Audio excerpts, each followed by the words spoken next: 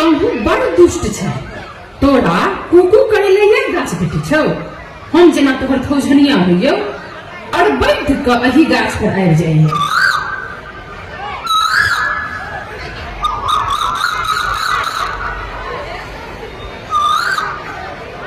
एकर डोखे की छै? ई त अपने जोड़ी के ताक रहल अछि। भ सकैया अकर प्रेमी बिसरने गेल हो एकरा। हे अकर दर्द बेसी तो ही बाँट सकै छी। नियम छै जे दुनू एके संयोग हेतै। भ सकैया जे इहो हमरे जकां अभगले होय। नहीं नहीं, हमरा संग भाग्य ककर छै। 101 ग्रंथ रचनाकार आ तिनकर पत्नी हम। जिंदगी के अर्थ मात्र खेनाई पिनाई आ पहिरनाई त नहीं होइ छै। हाँ, ई त तोहर तपस्या छौ। जे प्रेम में त्याग दे उ त वासना भेले। धोरजो सब काज पड़ले छै। ओ ई सरदुआ त अकच्छ क देलक। भोर से साँझ तक माथ खा लैया। ठहर, हम एकरा उड़ेने अबै छी।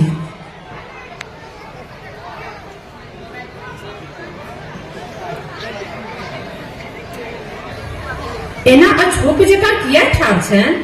सौमित्र, सब दिन एनाहिए रह गेल तुम।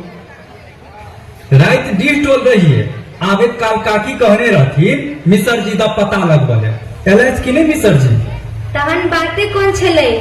हे तो बैस अत, बाकी गामक कुशल मंगल कह। हे हम अखन बड़ धरफड़ में छी। हमरा पाठशाला से हो जेबाक अछि।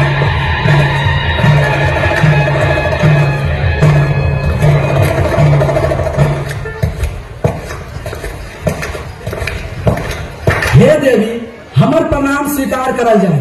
आज समस्त राजमहलक परिसर आनंदो उल्लास में हिलकोल ल रहल अछि। विश्वासी दूत द्वारा ई शुभ सूचना भेटल जे राजमहलक राज पंडित श्री वाचस्पति मिश्र जी अपन गुरुदेव शंकराचार्य जन्म स्थानक दर्शन हेतु निकलल छै। तत्पश्चात ओ हुनकर कर्म स्थलक सेहो दर्शन करता। हे देवी, इस शुभ अवसर पर महाराज के देल उपहार स्वीकार करल जाय। सर्वगुण संपन्न महाराज आ महारानी के गुण के बखान करबाक सामर्थ्य हमरा में नहीं अछि। ई बात हम पहिनहु कहि चुकल छी कि हम हुनकर अनुपस्थिति में बिना हुनकर अनुमति के हम ई उपहार लेवा में असमर्थ छी।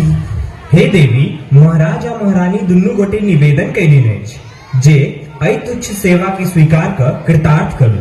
हे देवी, अहाँक इच्छाक प्रशंसा करैत महाराज धीराज अहाँक महापंडित स्वामीक नवीनतम पांडुलिपि प्रतिलिपि करय लेल सेहो पठौलनि अछि।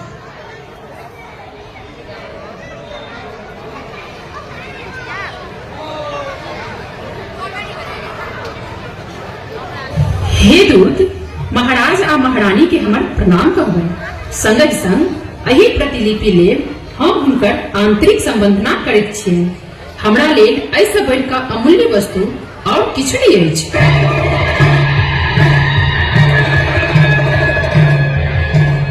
तोहर पैर बड़ शुभ छहो सौमित्र। हाँ, यात्रा शुभ अछि हमर, तें हम आब जाय ले नियारने छी। से कोना होतै? हाँ अच्छा, हम चलै छी।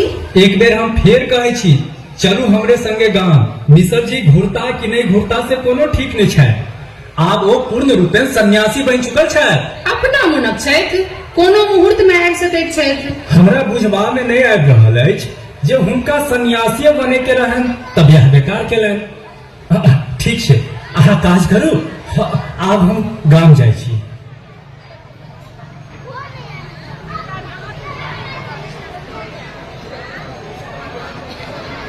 एना चोर जकां किया ठाड़ छी? निर्लज्जता के सेहो एकटा सीमा होइ छै।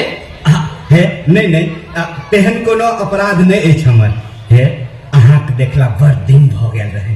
हे मन त हमर गरै माछ जकां छटपटाय छ। अहाँ त निर्लज्ज जकां अनका घर में ताक झाँक करऽ लगै छी आ कखनो बिना बजेनबो ढुक जाइ छी। लाज नहीं होइया? हमर तो तकदीरे खराब अछि। हे सोचे छी किछ आ भ जाय किछ और। हे हमरा क्षमा करब। सुनू, अति सर्वर्थ बढ़ जेते ई त सुनने ही हेबै ने। आइ भौजी के कहै छियनि। आ एकटा और बात, जते हम असगर छी तते कमजोर नहीं बुझू हमरा। कान खोल के सुन लियो। अहाँ तो व्यर्थ के आहत भ रहल छी। अहाँ तो कला के अहाँ छी। हे अहाँक जोड़ा भेटनाइ बड़ा दुर्लभ अछि। अहाँ जे अर्थ लगाओ मुदा अहाँक चर्चा भरि गाम में होइत रहैत अछि। कला मात्र हमरे में देखाइए। हमरा एखन एकटा चिंता है से बुझल है यहाँ के। हमरा निजी बात में दखल किया दे रहल छी अहाँ? ओ हाँ, कियाक नहीं, हमरा लगैया जेना क्यों अहाँ के हमरा विरुद्ध भड़का रहल अछि। अहाँ व्यर्थ में परेशान भ रहल छी।